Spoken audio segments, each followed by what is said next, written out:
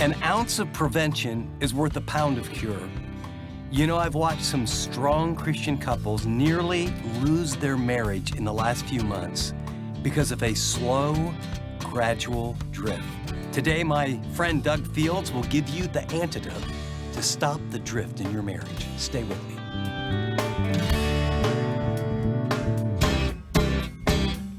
Welcome to this edition of Living on the Edge with Chip Ingram. The mission of these daily programs is to intentionally disciple Christians through the Bible teaching of Chip Ingram. Today we're beginning a short series from our guest teacher, Doug Fields, called Backup Singers to the Duet of Marriage. As society drifts further from the truth of God's Word, we realize it's vital to turn to biblically grounded voices, like Doug, to share a different viewpoint for what we're experiencing in our world. Doug is a well-known author and speaker with over 4 decades of experience ministering to youth. He's currently the Senior Director of the Homeward Center at Azusa Pacific University. For these next 2 programs, Doug's going to share some practical ways we can protect our marital vows and support other marriages along the way. Okay, with all that said, let's join Doug as he kicks off this series. Let me ask you a question. What is the primary role of the backup singer? Somebody talk to me.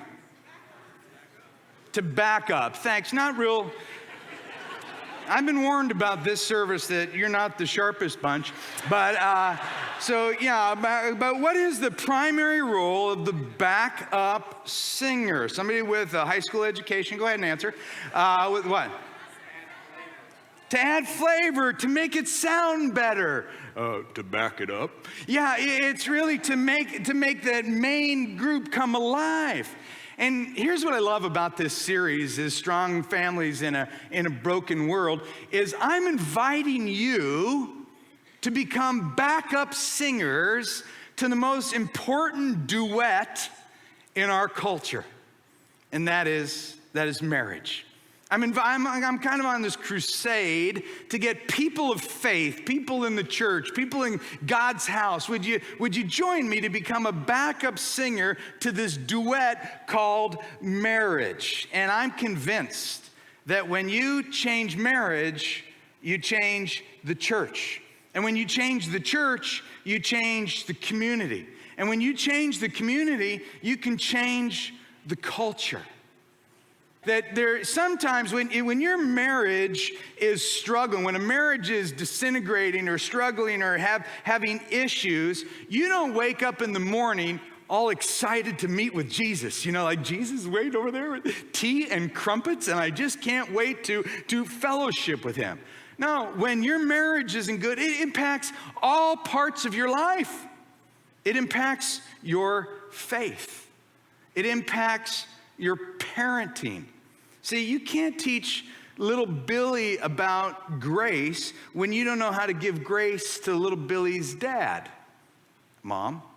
And dads, it's impossible to teach your daughter about forgiveness when you're harboring grudges toward her mom. See, at its core, marriage is really a discipleship issue. Because when the primary male and female relationship is struggling, nothing else is working. I know that for many of you in here, your marriage is struggling right now. It's not vibrant, it's not alive, it's not what God intends it to be. So let's go to this idea of a backup singer. What if you became a backup singer to marriage? Now, some of you are single. Don't check out. Because singles, about 90% of you will get married, okay? And you need to know what we're going to talk about. And those of you that are married, don't check out, okay? Because in our culture, the percentages are not high that marriage will last. And a lot of marriages that last don't actually, they're more of a roommate situation. So when I talk about a backup singer, what am I asking you to do? Here's what I'm asking you to do. The first thing I'm asking you to sing this song, that marriage needs to be honored by all. Marriage needs to be honored by all.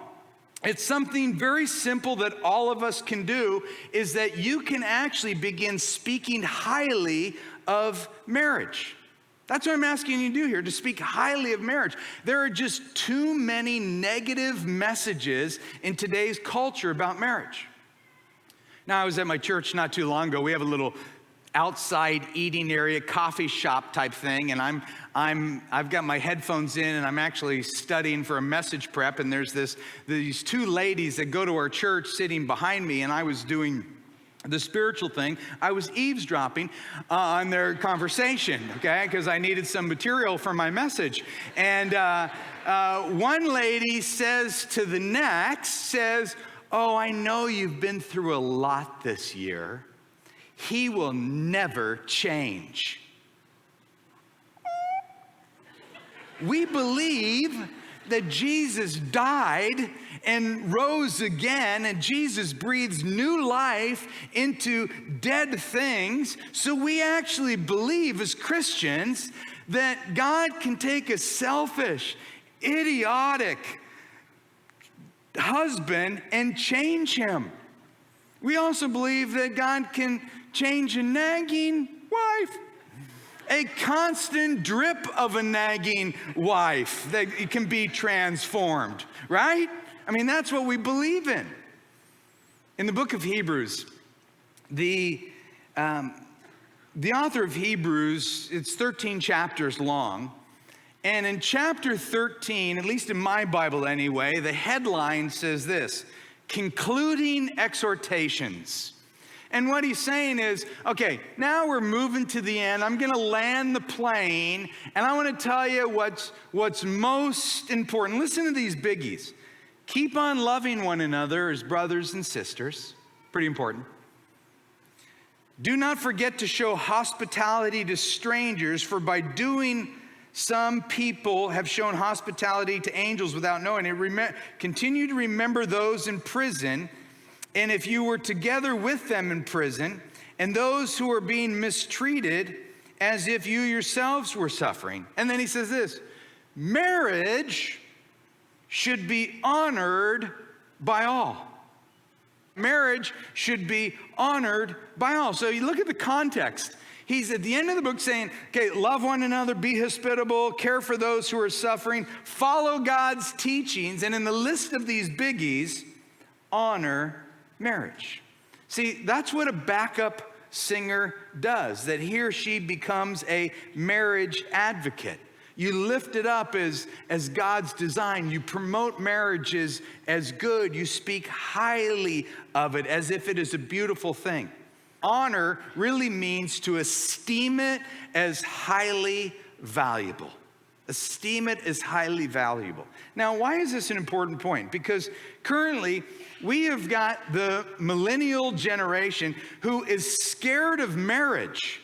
They're scared of marriage because what they've seen in older generations, what they've heard about marriage, and it's sad. And it's designed to be great. I tell singles that all the time. Marriage is God's design. God created sex. It was his idea. What am I saying about honor? Marriage is right. It's beautiful. It's God's design. It's healthy. Date, fall in love, and then honor God with marriage. People aren't getting married as much anymore.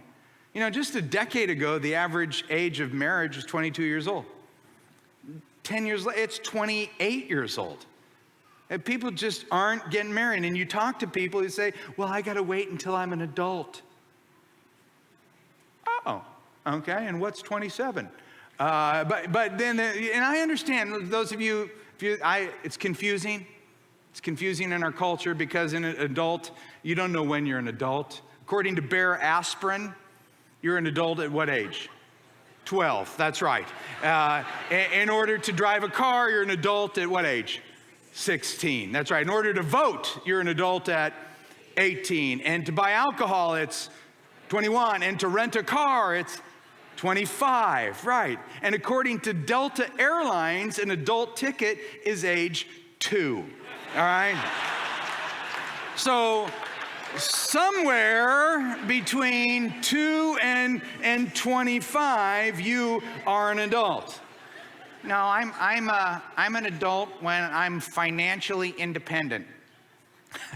At which point, none of us are adults, right? So I understand it's hard. So here's the deal. Whether you're married or not, okay, what I'm asking you to do is to sing the song that marriage needs to be honored by all. These are not the words of Doug Fields. I stole them right from the Bible.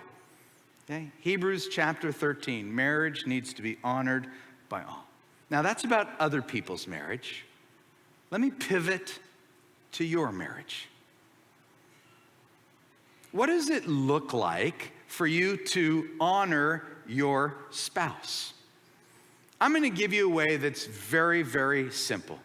I recently read an article from the University of Georgia, and this article was published in an academic journal on human relationships.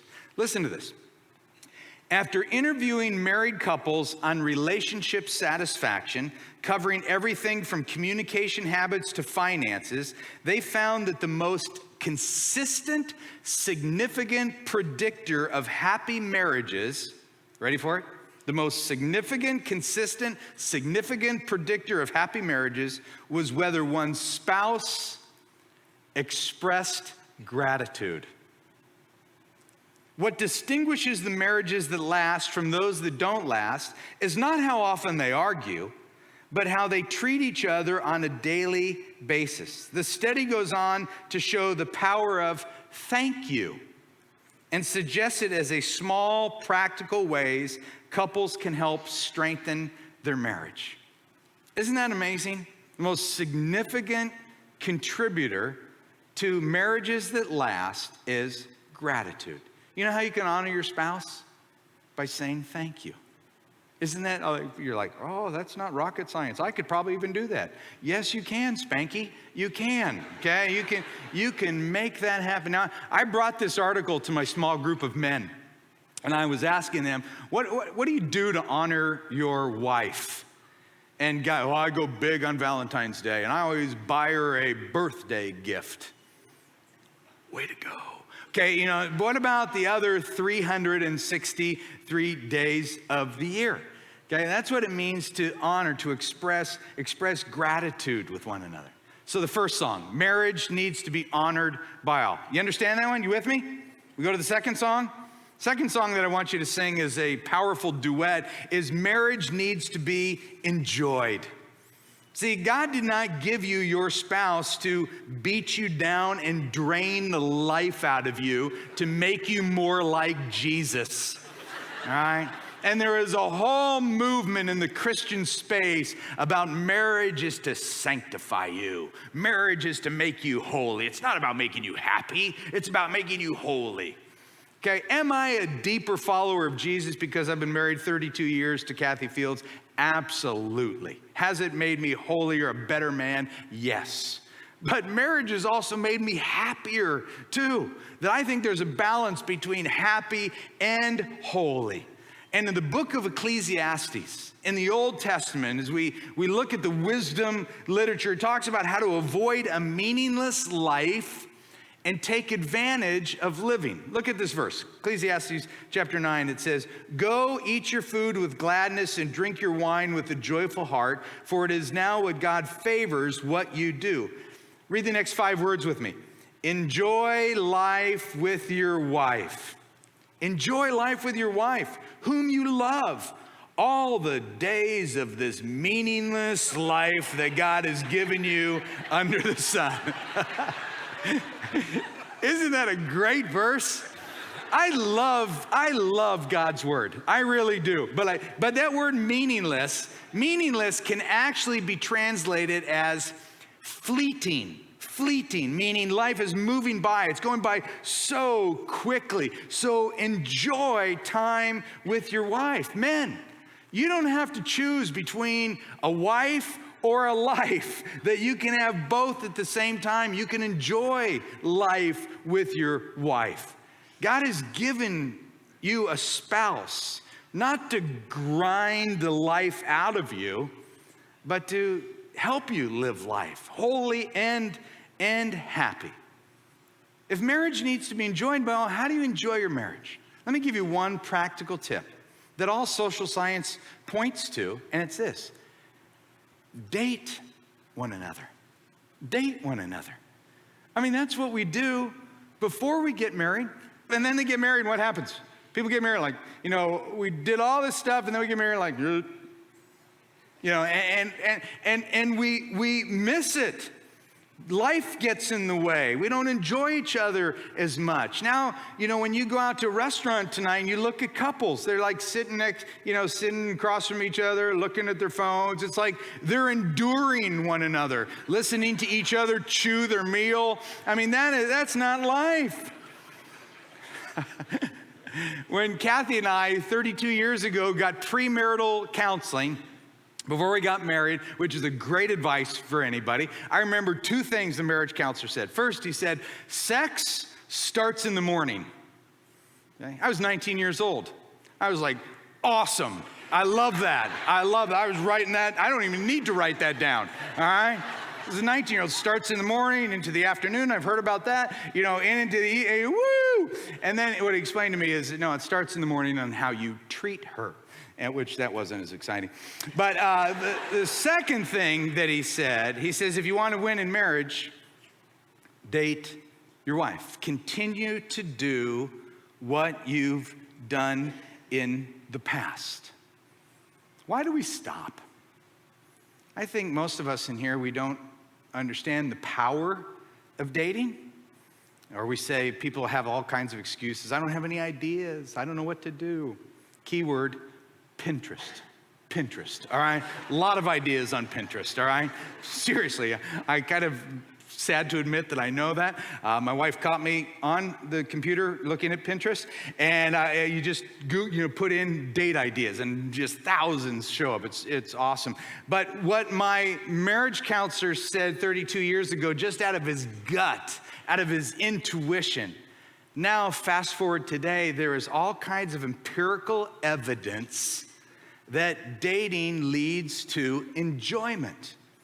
There's the National Marriage Project out of the University of Virginia suggests dating leads to increased marital satisfaction and suggested 5 benefits from the research. 1, dating keeps lines of communication open. 2, dating allows couples to shatter routines and get out of a rut. 3, dating models commitment to their children. 4, dating relieves stress. And 5, dating rediscovers passion and sparks sexual intimacy. Some of you just woke up, all right? But here's what happens in all marriages. Without an intentional plan to date, a marriage will begin to drift. And then other things get in the way. And when a marriage just gets 1 degree, 2 degrees off course over a long period of time, that actually leads to a shipwreck. You want to enjoy your marriage? Then date one another. As a matter of fact, these two fit hand in hand, because when I said marriage needs to be honored, it's a lot easier to honor your marriage when you enjoy your marriage. You're listening to Living on the Edge with Chip Ingram. And the message you heard is from our guest teacher, Doug Field's series, Backup Singers to the Duet of Marriage. For more information about our ministry or our resources, go to livingontheedge.org or call 888-333-6003. That's 888-333-6003 or livingontheedge.org. Well, our Bible teacher, Chip Ingram, is with me in studio now to share a quick word. Hey, I'll be right back in just a minute with some final thoughts about today's message.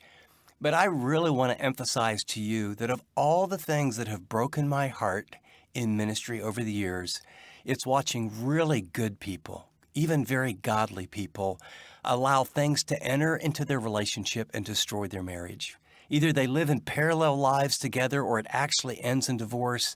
And I long to see God restore marriages and Christian homes that are rich and deep, where you have a best friend, you have a soulmate, where there's genuine passion in every area of your life. And so I've written a book called Marriage That Works, and it's God's design. It's what He actually says from Scripture about how a marriage can be rich and deep, and the romance can come back, and the feelings can return, and the commitment can be the foundation of all that works. It's more than reading a book. We want to see a marriage transformed. Thanks, Chip. To order a copy of Marriage That Works, go to livingontheedge.org or call 888-333-6003. This book will help you better understand God's model for marriage, the roles of husbands and wives, and what it really means to be one with your spouse. Again, to get your hands on Chip's book, Marriage That Works, call 888-333-6003 or visit livingontheedge.org. App listeners tap special offers. Well, with that, Chip, let's get to that application you promised. As we wrap up today's program, I just want to first say how delighted I am to have Doug do some teaching. Every now and then, I have friends that teach, across America and actually around the world, and we'll come across a series or a message or two, and I feel like, oh, wow, either I wish I would have preached that, but I wanted you to get it. And so the other thing I love about Doug's teaching is I'm laughing. I always find myself cracking up. And as I'm laughing, then something sort of seeps inside my soul where I go, oh, wow, Doug, that was really funny, but I really needed to hear that.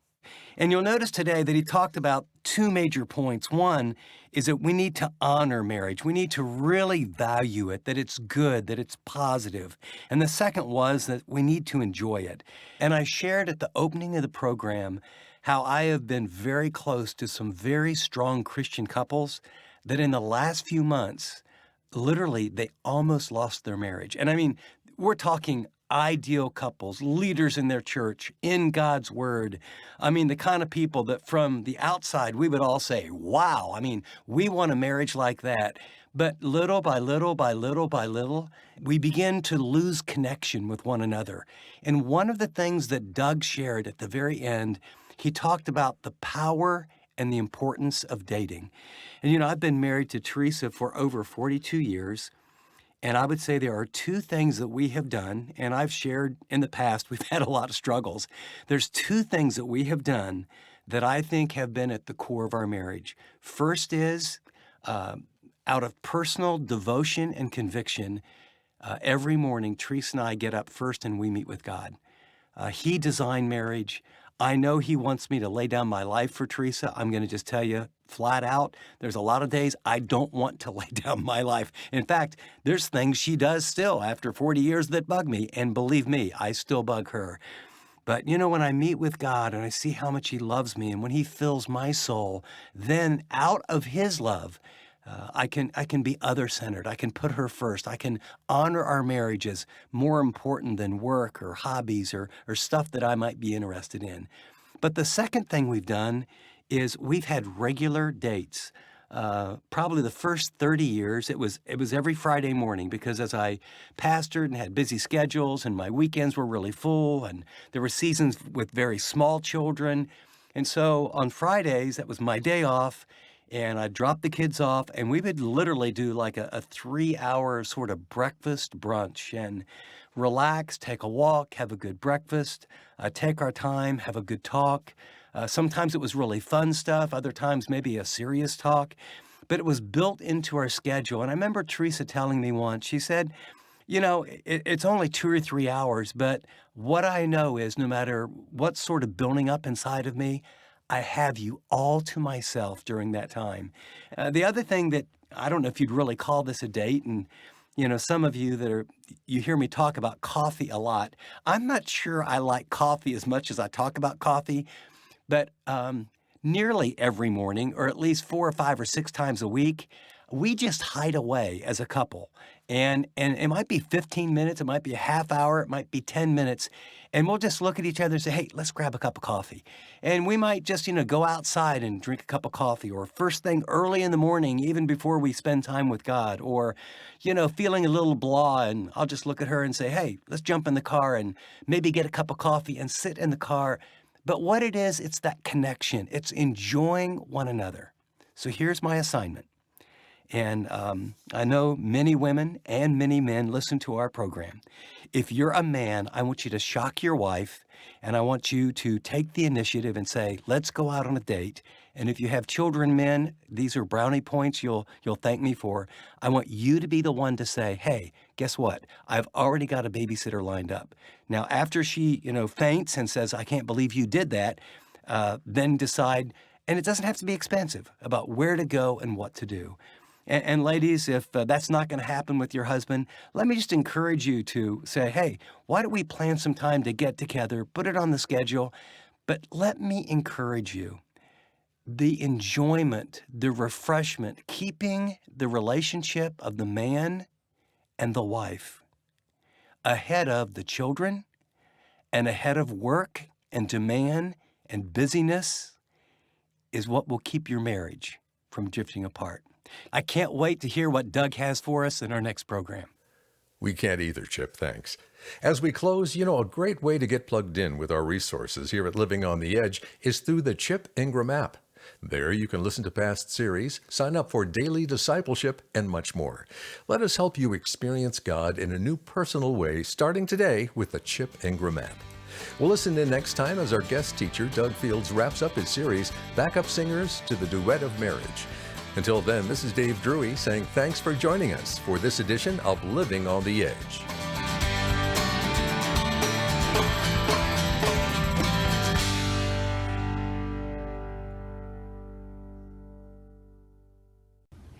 Thanks so much for watching this video. If you'd like to watch more content like this, click and subscribe here to our channel. And by the way, if you'd like to know more about Living on the Edge, find out about more resources, maybe get on the mailing list, go to livingontheedge.org. See you next time.